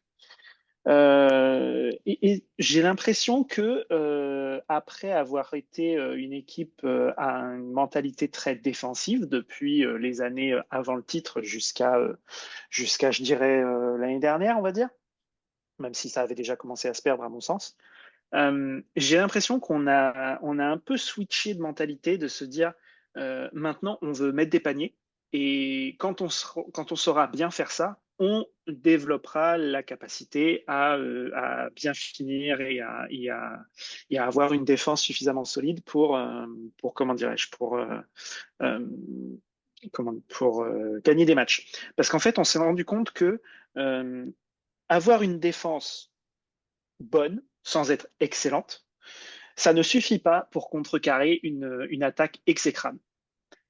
Alors que une attaque qui tourne bien peut te faire gagner des matchs par rapport à une défense moyenne, on va dire. Donc, j'ai tendance à penser que pour l'instant, la défense ne va pas être la priorité et qu'on se tourne peut-être vers un projet à la Indiana de cette année. Tu vois, cette tendance à se dire, l'objectif, c'est de mettre 120 points tous les soirs. Et la défense, on verra par la suite, on développera ça peut-être plus tard avec les joueurs qu'on a, ou on ajoutera des pièces venues de l'extérieur qui vont développer cet aspect défensif de l'équipe. Mais pour moi, effectivement, je pense que la priorité est plutôt donnée au développement offensif des joueurs plutôt qu'à la défense. Alors dans ce cas-là, ça me dérange beaucoup. Si c'est ça, Mais ça me aussi, dérange Mais il je énormément. faut suis, aussi je dire, suis d'accord, hein, pour moi, on devrait travailler les deux en même temps. Mais quelque part, est-ce qu'il ne vaut pas mieux prendre une direction claire et développer la suite petit à petit? On aura peut-être une bonne surprise, tu vois. Mais parce que c'est peut-être aussi à un moment donné l'idée de mettre les joueurs face à leurs responsabilités aussi. J'aime bien l'idée il faut avoir des systèmes défensifs, il faut une cohésion, etc. Mais à un moment donné, c'est les joueurs qui sont sur le parquet. Et il y a des fois, je trouve certains joueurs trop lâches dans leurs tâches défensives. Et alors qu'à mon sens, ils sont capables de bien mieux que ça. Et ça me déçoit un peu et j'ai tendance à penser que l'idée est de se dire, OK, la défense, on verra plus tard. mais aussi, il faut pas oublier que la défense, il y a un ingrédient, c'est l'effort.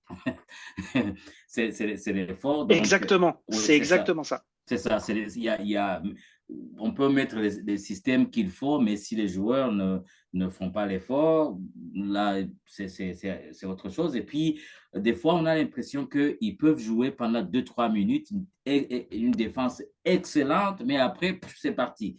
Et donc, c'était le cas du match contre Indiana.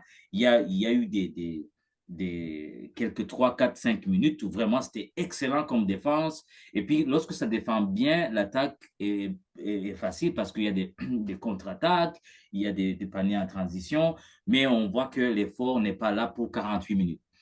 Donc, c'est une combinaison de beaucoup de choses, à mon avis. Et c'est clair, de toute façon, ça a été l'une des choses qui sont revenues match après match cette saison et pour lesquelles on a commencé un peu à pas à s'énerver, mais à se frustrer parce que les joueurs sans cesse disaient, et ça c'était même avant les trades, hein, qu'il y avait un manque d'effort et un manque de communication. Et ça, je trouvais ça assez dingue, surtout quand c'est un Pascal Siakam qui vient te dire ça, qui est un joueur qui donne de l'effort et qui a été dans l'une des équipes avec le plus de communicants. Et d'ailleurs, depuis qu'il est à Indiana, beaucoup de ses coéquipiers ont souligné le fait qu'il communique beaucoup.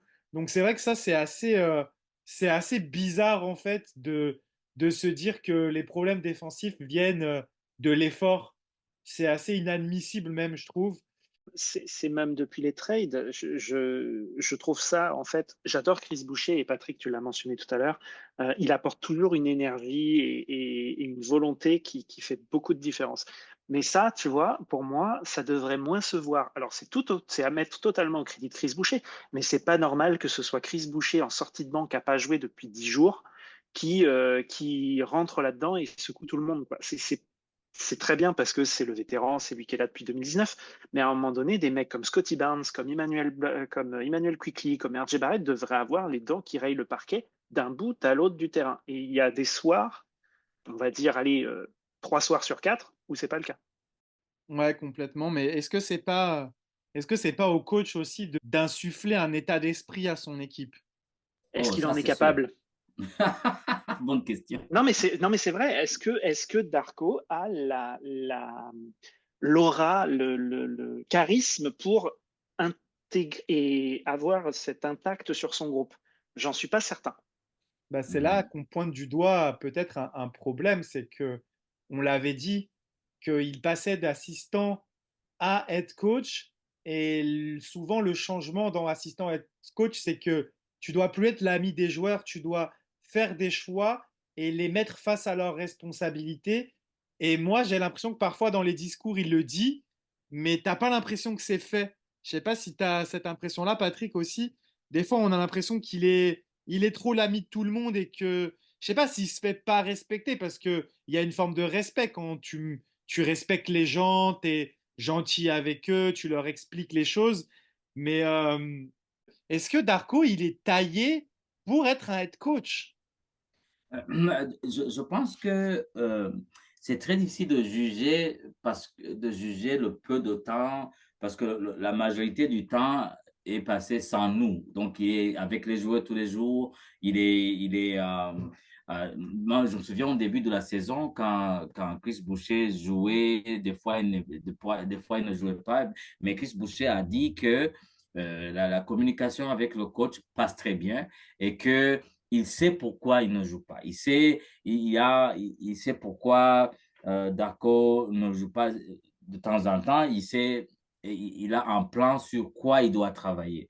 Donc, je pense que, comme on le dit souvent, c'est des adultes, c'est des professionnels. Si on leur parle avec respect, ils vont comprendre. Mais ce que Chris Boucher et même Gary Trent au début, il a dit que c'est la première fois qu'il a un coach qui lui parle aussi souvent. Donc, je pense que c'est son style de parler aux joueurs aussi souvent et de leur dire, voici, tu ne joues pas, voici la raison pour laquelle tu ne joues pas, tu vas adresser ça, tu vas jouer. Donc, c'est vraiment d'après moi, c'est son style. Mais ce qui se passe derrière la scène, ce qu'on ne voit pas durant les entraînements, c'est autre chose. On ne sait pas s'il va crier sur eux, mais d'après les échos qu'on entend des joueurs, c'est quelqu'un qui communique et qui communique bien et souvent. Et puis, ce sont des adultes, ce sont des professionnels. Ils n'ont pas besoin d'être criés là-dessus, je pense. Donc, c'est sa façon de faire. Est-ce que c'est efficace? Là, je ne sais pas. Je ne sais pas si vous avez vous avez vu l'entrevue de Wembanyama avec Inside the NBA quand il dit quand je suis avec Coach Pop en 1 à 1, il me parle très bien, je comprends, je suis intelligent, mais quand on est en groupe, il va me crier là-dessus parce que il veut passer un message aux autres que si je peux crier sur Wembanyama, je peux crier sur n'importe qui. Donc les coachs ont plusieurs façons d'adresser au groupe. Mais le reste de voir, est-ce que sa façon est efficace? Là, on va le voir au niveau des résultats. Je voulais surtout revenir sur ce que tu disais par rapport au fait de passer du poste d'assistant au poste d'entraîneur principal. Ça rappelle la trajectoire de Nick Nurse, sauf que Nick Nurse, il y avait deux différences. C'était déjà qu'il passait d'assistant coach à head coach dans la même équipe, donc il connaissait déjà les joueurs. Il n'y avait pas de côté de je dois faire ami-ami en débarquant dans un groupe déjà construit. Et deuxièmement, au sein de ce groupe-là, il y avait des relais déjà établis entre le coach et le groupe de joueurs. Tu arrives en ayant dans ton leader de vestiaire un Kyle Lowry, un Serge Ibaka, ensuite on ajoute un Marc Gasol, Kawhi Leonard, tout ça. Enfin, c'est des joueurs qui ont une certaine réputation établie de pouvoir assimiler les messages et diriger un groupe, etc. Aujourd'hui, quel est le relais entre Darko et le groupe de joueurs? Mais il est à Personne. Brooklyn. Bah, il est à Brooklyn et même quand il était là, Ouais, ça se bon, sentait pas. c'est difficile d'avoir un relais qui vient de débarquer dans le groupe, quoi. Donc, pour moi, c'est quelque chose qui doit se faire depuis de l'intérieur. Donc, j'espère qu'un jour, Scottie Barnes sera ce joueur-là. Mais je pense que c'est aussi des difficultés dans la communication et on le voit bien, il y a des écarts. On parlait tout à l'heure de cet imbroglio autour de Scottie Barnes qui a quitté le banc avant tout le monde. Dans la com, c'est pas propre, c'est pas à l'unisson et c'est pas normal. Donc, c'est ce genre de petits détails-là qui montre que à plus grande échelle, ça peut poser des problèmes qui se voient après sur le terrain. On va suivre ça. Ça va être l'une des choses à suivre pour la fin de la saison. C'est une transition parfaite pour le quatrième quart-temps. On va terminer là-dessus. Il reste 27 matchs aux Raptors. À l'heure où vous écouterez ce podcast, il en restera peut-être plus que 26 ou peut-être même plus que 25 après les rencontres face à Brooklyn et face aux Hawks d'Atlanta. Alors les gars, on s'attend à quoi sur ces 25 derniers matchs? Qu'est-ce que les Raptors jouent? Bon, moi, je pense que ça sera un vrai test pour la patience parce qu'on va perdre beaucoup de matchs. Ça, c'est sûr et certain. Mais je pense que il y a perdre et perdre. Il y a perdre parce qu'on veut perdre, mais il y a perdre, mais on sait qu'on a fait l'effort. Moi, j'aimerais voir l'effort. Même si on perd, même si c'est une partie de développement, mais de voir l'effort, voir des matchs serrés. et puis voir aussi des surprises. C'est-à-dire, on a quand même de gros morceaux qui vont venir bientôt. Et donc, de se dire, même si on a devant nous un LeBron James ou Luka, on n'a pas peur d'affronter, on va y aller, on va mettre le paquet. Puis si on perd la tête haute. Donc, c'est vraiment un moment crucial pour le développement. Donc, on va voir beaucoup plus Grady, on va voir Quickly, on va voir Ochai. Mais ce serait pas bien de perdre et de se dire on n'a pas fait l'effort. Moi, le match, je reviens toujours au match de San Antonio. Moi, ça m'a tellement déçu, je ne voulais même pas faire mon reportage. C'était le seul point positif, c'est qu'on a eu quand même Wembanyama en entrevue. Mais le match contre San Antonio, là, il y avait moins d'efforts, ça perdait des balles. J'aimerais voir de moins en moins ça et de voir des matchs, oui, on peut perdre, mais de voir l'effort, de voir le développement et puis même si être dans les play-in, c'est pas vraiment la priorité, mais de voir l'effort, de voir qu'on a l'espoir pour la saison prochaine. C'est ce que j'aimerais voir. Le reste, donc on va, peut-être ils vont me prouver autre chose, mais je vais voir déjà à partir de ce soir contre Brooklyn. Non, mais c'est tout à fait ça. Moi, je l'ai dit aussi la dernière fois. Ce qu'on veut voir, c'est des choses positives, pas forcément des victoires, mais des choses positives dans le jeu. Des défaites comme contre Oklahoma City, des défaites comme contre Indiana. C'est ça qu'on veut voir en fait. Tout simplement, on veut se dire que, ok, là, l'objectif, c'est peut-être pas de gagner parce qu'il y a un pic à assurer l'été prochain, mais on veut avoir quand même de l'assurance que cette équipe progresse et qu'on ne va pas revivre ça encore l'année prochaine parce que je pense que l'objectif n'est pas de tanker plusieurs saisons de suite à Toronto. Ça ferait très très mal. On sait que déjà c'est compliqué auprès des propriétaires de vendre un projet de tank parce il y a des revenus à faire. On sait que la ville de Toronto, c'est une ville où tout est très cher, donc il y a énormément d'argent à gagner avec les Raptors. Et il y a intérêt, malgré les défaites, à ce que le jeu soit bon. Donc voilà, moi je suis sur la même longueur d'onde que Patrick et je pense que Alex, t'es sur la même lignée aussi. Oui, complètement. Tu l'as dit, il faudra jouer le pic, donc évidemment, il ne faudra pas s'attendre à gagner la majorité des matchs qui nous restent. Par contre, effectivement, ce que je veux voir, c'est une équipe qui joue sans calculer, une équipe qui donne l'énergie, qui montre qu'elle veut travailler et que ce pain noir là qu'on va manger pendant les 25-30 matchs qui restent, on veut plus les manger dès la saison prochaine. Je veux une équipe qui soit sur une pente ascendante. Je veux voir des progrès de Grady Dick, je veux voir des progrès de Scotty Barnes, je veux voir des progrès de tout le monde. Et si on peut, effectivement, comme tu l'as dit, faire que des matchs comme celui contre Indiana, alors là, c'est une fin de saison réussie. Et après, il n'y aura plus qu'à prier pour une loterie favorable. Tout à fait, et justement, tu me fais une belle passe décisive. Là, je vais conclure le alley-oop. Qu'est-ce qu'on attend de l'été? Un pic dans le top 6, parce que sinon, ça va vraiment être très violent. Euh, Je sais que on nous vend une draft 2024 pas forcément très talentueuse ou en tout cas bien en deçà des précédentes. Mais quand même, un pic dans le top 6, ça reste un pic dans le top 6 et on a vu des prospects qui commencent à arriver. Trois potentiels francophones dans le top 8, je crois. Donc ce serait un truc de ouf. Et puis bah, cet été, on s'est débarrassé des questions piquantes comme le contrat de Giannobi ou le contrat de Pascal Siakam. Il va rester celui de Gary Trent Jr.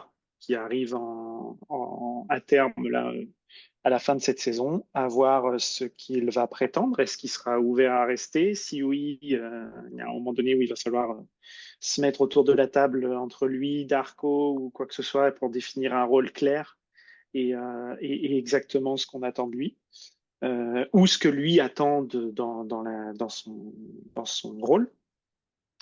Mais voilà, après cet été, il faudra voir aussi s'il y a plus de monde qui viendra renifler des potentielles offres autour de Bruce Brown ou de Chris Boucher, qui a survécu à la deadline, mais Bon, on commence à se douter que ça n'ira peut-être pas jusqu'au bout. Donc voilà, la priorité, c'est la fin de saison, avoir le pic, passer une draft agréable avec à étudier les prospects, etc. Et ensuite reconstruire un groupe pour du développement un peu plus poussé vers des résultats dès l'année prochaine. Ça va être dur de passer après Alex, Patrick, parce qu'il a tout dit. Mais nous, Ben oui.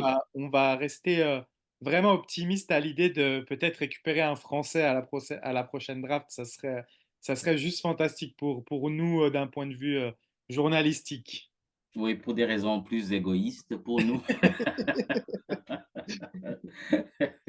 C'est ça, mais je pense que oui, c'est vrai que avoir un pic, ce serait idéal, mais il faut pas aussi oublier que les Raptors ont fait quand même preuve de développement parce que Pascal, OG n'étaient pas des pics à haut niveau, mais ils ont pu les découvrir, ils ont pu les développer au fil des années. Donc, cette expérience n'est pas partie.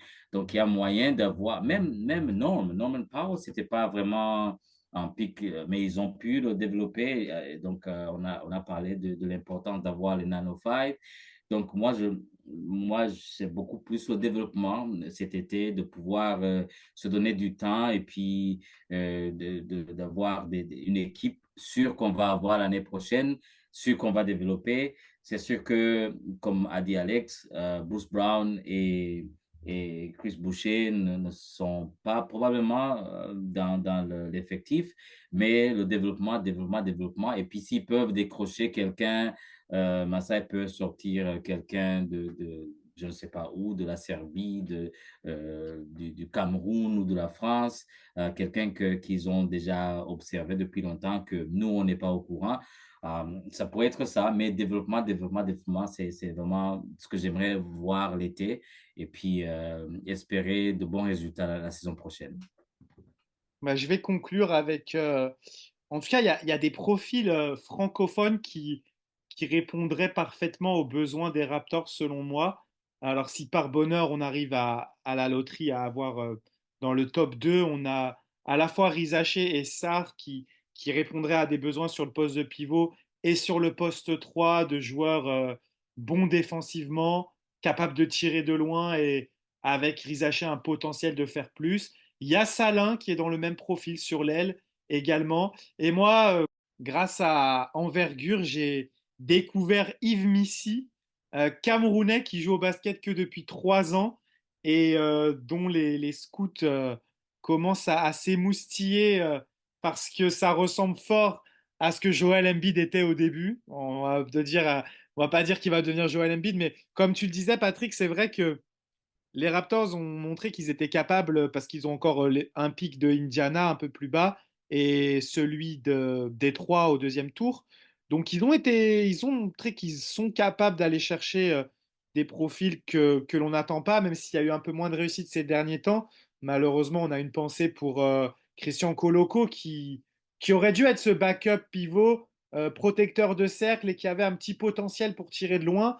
On l'a vu de nos propres yeux avec Patrick au centre d'entraînement, enchaîner des tirs à 3 points dans le coin. On était même assez étonnés. Mais finalement, ses problèmes de santé l'ont freiné. On lui souhaite avant tout là, un bon rétablissement et qu'il puisse au moins vivre une vie normale parce qu'on sait que son problème de santé, ça peut vraiment t'affaiblir et t'empêcher de faire des efforts, mais ne serait-ce que de la vie de tous les jours. Donc, on souhaite un bon rétablissement à Christian Coloco. Mais ouais, on va suivre cette draft cet été. Peut-être qu'ils vont être capables d'échanger Chris Boucher ou Bruce Brown pendant la draft pour essayer de monter un petit peu. On sait aussi il y a des équipes qui ont énormément de pics dans cette draft et qui auront peut-être pas forcément besoin de drafter. Je pense notamment à Oklahoma City. Donc ça va être vraiment très intéressant. Et ma dernière question, on peut y répondre rapidement. Je pense qu'on est tous d'accord, on a envie de voir l'équipe compétitive la saison prochaine. On ne veut pas revivre une. C'est pas l'objectif de tanker encore une fois l'année prochaine. C'est vraiment de au moins jouer, je sais pas, le play-in quoi, pour montrer une progression. L'avantage, c'est qu'on va partir de bas cette année, mais on veut de la progression au fil des années. On est d'accord, Alex? On est complètement d'accord. Une année de tanking, tu l'as pour plusieurs raisons, autant sportives que financières, ce serait une déception pour tout le monde.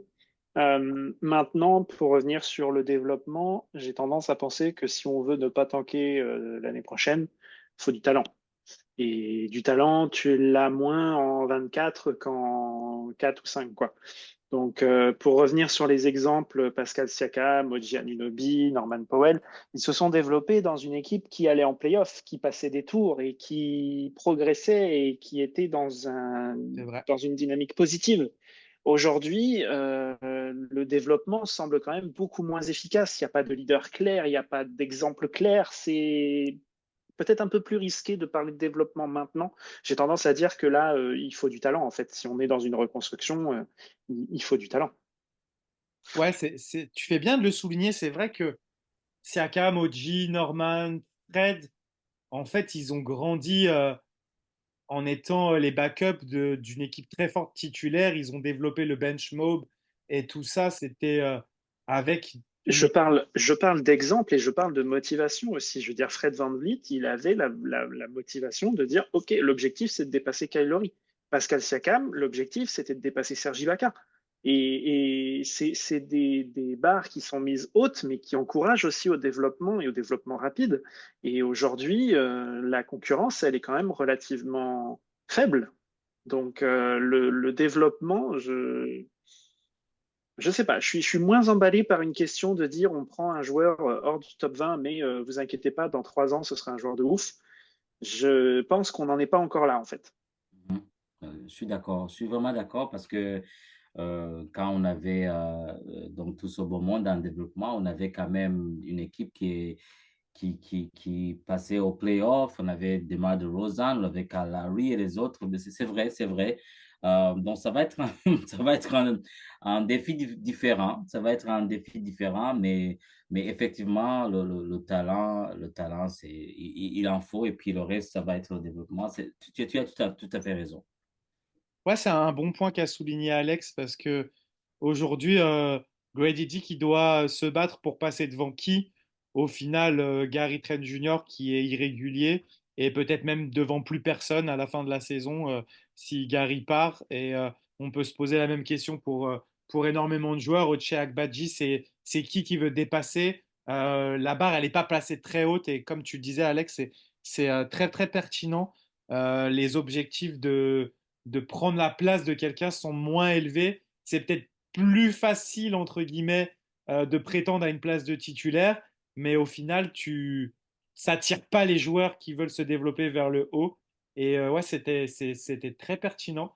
Et ouais, tu nous as convaincus. Il nous faut de la chance à la loterie. Il faut choper le premier pick et faire venir Isaché aux Raptors. Voilà, ça sera une bonne conclusion pour ce grand format. Bah, je vais vous remercier. Merci à toi, Patrick, de nous avoir accordé ton temps. Merci, merci, c'était un plaisir. Et merci à toi, Alex, comme d'hab, toujours présent. Mais de rien, c'est normal. Merci à vous.